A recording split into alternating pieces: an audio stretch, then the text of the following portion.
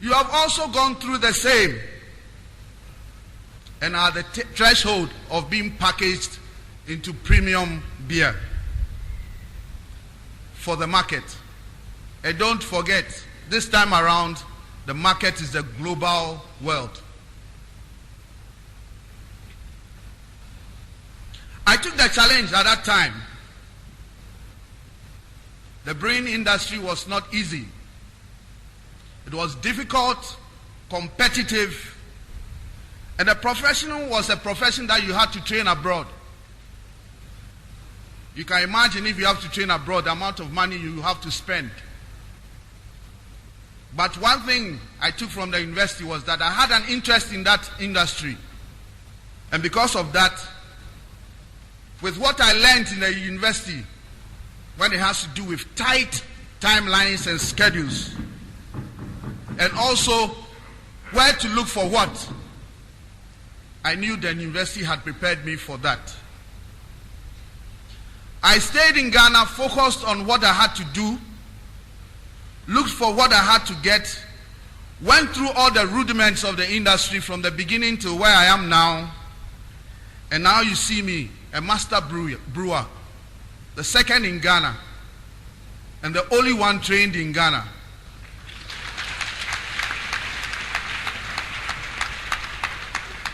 And I was brewed from the Kwame Nkrumah University of Science and Technology.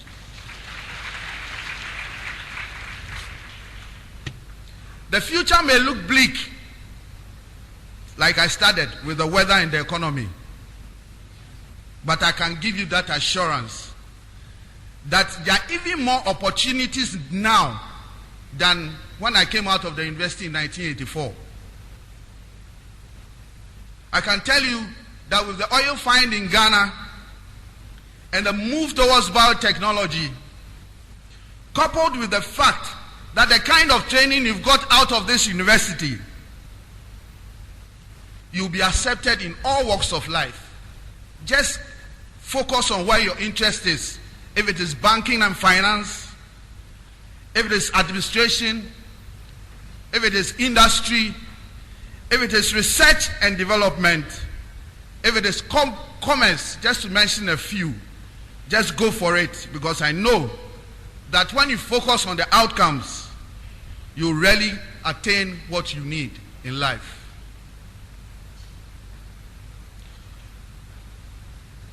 Before I sit down, I leave you with two quotes that have always been on my mind since I left school in 1984. The first one was by a man named atta-kusi. And this is what he said: every man takes the limits of his own field of vision for the limits of the world. I don't know what your vision is. I don't know what that scope is. Is that scope just at the tip of your nose? Or is that scope high up in the sky where eagles fly? I know that the scope is not just at the tip of your nose, but it's in the sky. And I know you can fly to get it. The second one is something that has really helped me. And that one was by John F. Kennedy. And this is what he said: there are risks and costs to a program of actions.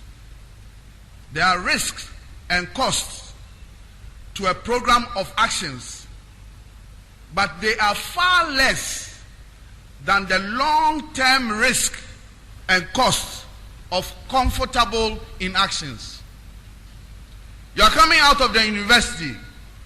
I'm sure a lot of you will not get jobs or will find life difficult to start with. But if you stay inactive, I tell you, the risk and cost attached to that is more than if you go and do some activity, even if the activity is voluntary. I know that you are poised to take all the challenges that are coming towards you.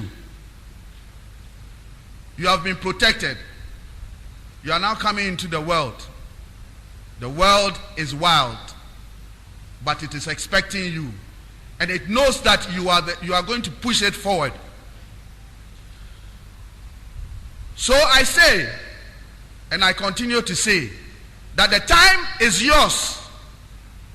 Welcome to the world of opportunities. Take it by storm, and may God bless you. Thank you.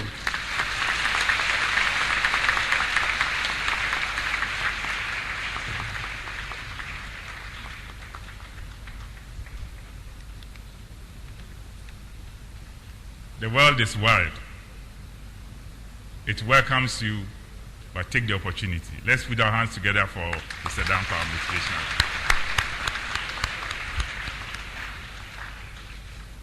In appreciation of his acceptance to speak to our young ones, in recognition of his services to the community as an alumnus of this university,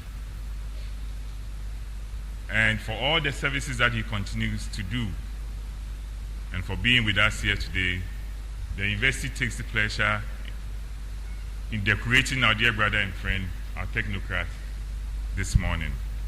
And I invite the Vice Chancellor, assisted by the Pro-Vice Chancellor, to do the necessary honors to Mr. Dankwah.